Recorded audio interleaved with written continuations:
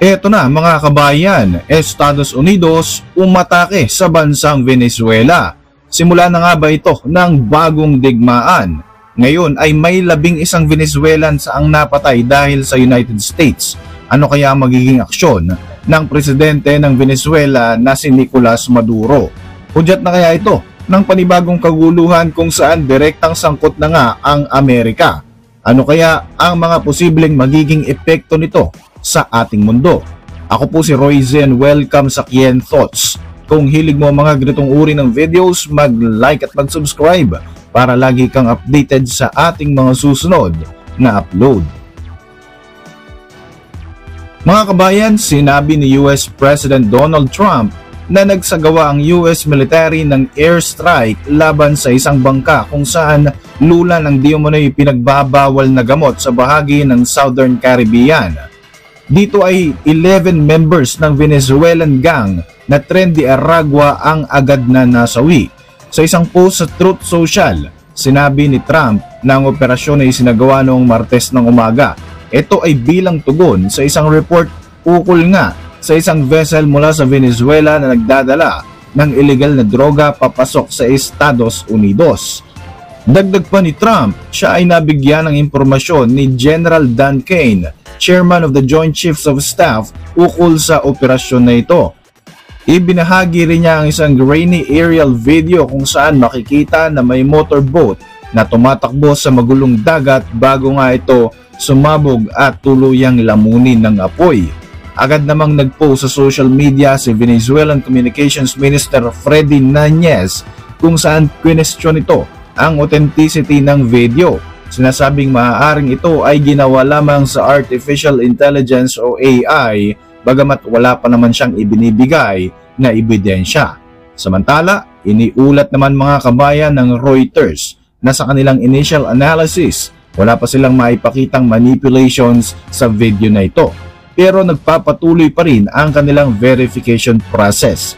Naglabas din ang pahayag si US Secretary of State Marco Rubio sa platform na X o dating Twitter kung saan kinukumpirma nito na totoo ang ginawang operasyon na tinutukoy ni Donald Trump. Sa ngayon, hindi pa malinaw kung ano nga bang uri ng droga ang nilalaman ng bangka na pinasabog. Sa patuloy nga na pagtaas ng tensyon sa pagitan ng United States at ng Venezuela, isa ito sa mga sinasabing dahilan kung bakit nakapalibot na nga sa ngayon ang maraming barko ng US sa bahagi ng South America.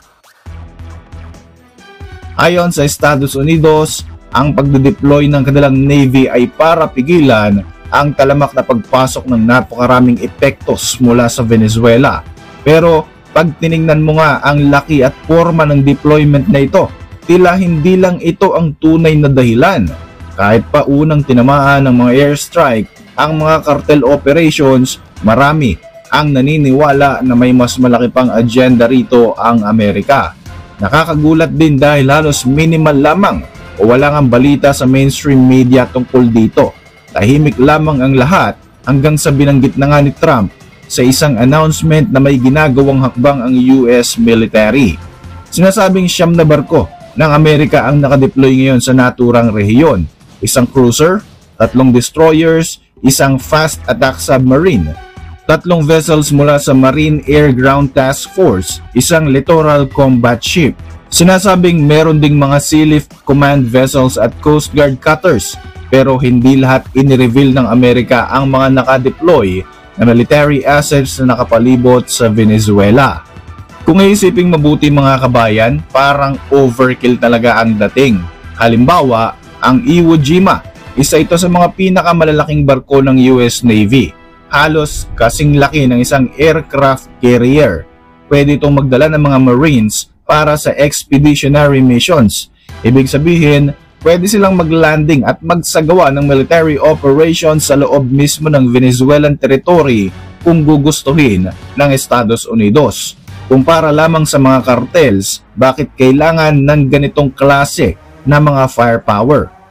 Kaya nga lumalabas na baka totoong meron pang ibang target ang US bukod nga sa mga kartel. Ang mga barkong gaya ng Iwo Jima ay may kakayahang mag-launch ng Tomahawk cruise missiles, may 1,000-pound warheads na kayang abutin ang buong Venezuela. Maraming mga speculations dito. Number 1, posibleng pag-counter sa Russia. May balita na plano di umano ng Russia na mag-deploy ng hypersonic missile sa Venezuela. Ito yung Orishniks. Pero hindi nga ito kasing bigat ng Cuban Missile Crisis noon. Kasi abot naman ng ICBMs ng Russia ang US mainland kahit wala ito sa Venezuela. Posibleng gusto lamang ng Estados Unidos na ipakita sa Russia na hindi sila pwedeng basta-basta mag-expand ng influence sa western regions nang hindi dumadaan sa kanila. Ikalawa ay ang pagpigil ng drone production. May usap-usapan na nagkakaroon ng drone cooperation ang Iran at Venezuela. Ang Zamora V1 ay parang clone ng Shahid 131 kahit nga maikli lamang ang range, pero kung makakapag-produce sila ng mas malakas na drone gaya ng ginagamit ng Russia sa Ukraine na may up to 1,600 miles range, kaya na nitong maabot ang Tallahassee, Florida mula sa Venezuela. Kaya posibleng layunin ng Estados Unidos ang pigilan ito bago pa man ito mangyari. Kumbaga, parang katulad ng ginawa nila noon sa Iran noong June 2025 kung saan nagsagawa sila ng preventive airstrikes sa iba't ibang nuclear facilities nito na sinabayan pa ng mga Tomahawk missiles. Ikatlo, pagprotekta sa Guyana.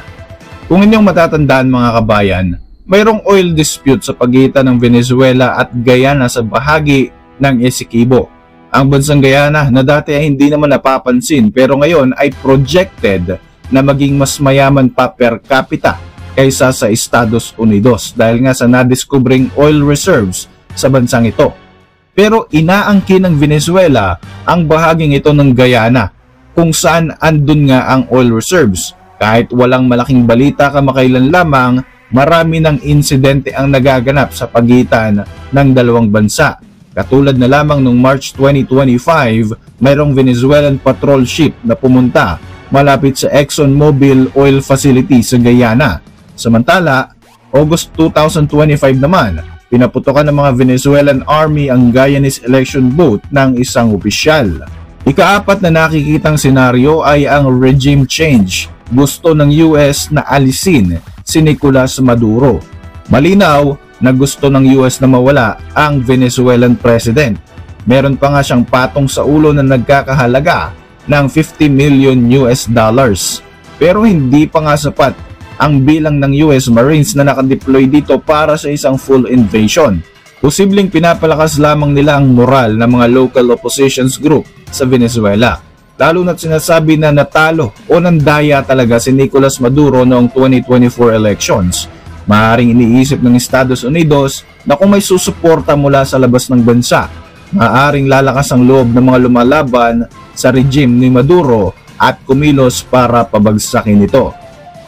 Pero kung sakaling sumiklab na nga ang isang digmaan sa pagitan ng US at ng Venezuela, ano nga ba magiging epekto nito sa global conflict? The big picture is, Venezuela has the largest proven oil reserves sa buong mundo. Pero dahil nga sa mga sanctions, hindi nila ito mai-export sa Estados Unidos kahit pwede sana itong gamitin sa mga American refineries. Kapag nawala naman si Venezuelan President Nicolas Maduro at napalitan ito ng isang democratically elected leader, pwedeng alisin ang mga sanctions. Ibig sabihin, more oil in the global market, mas bababa na nga ang presyo ng langis kalaunan. Kapag bumaba ang presyo ng langis, magiging limitado ang kakayanan ng Russia para pondohan ang gera sa Ukraine. Isang win-win strategy para sa Amerika at sa iba pang Western countries. Maaaring ang buong deployment ng US Navy sa palibot ng Venezuela ay isang intimidation strategy lamang ni US President Donald Trump. Pero sa laki ng pwersang ito, mukhang mayroon pang mas malalim at mas seryosong issue na hindi pa malinaw para sa lahat. Whether it's anti-cartel, anti-drone, anti-Maduro or all of the above, malinaw na gusto ng Amerika na maging handa sa kung anuman ang mga susunod na mangyayari sa hinaharap. Para sa inyo mga reaksyon, mag-iwan lang ng komento sa ibaba ng video na ito. At para manatiling updated sa ating mga susunod na upload, siguruhin mag-subscribe like mo na rin ang ating mga videos bilang suporta. Muli, ako po si Roy Z at maraming salamat sa patuloy na pagsubaybay sa ating channel.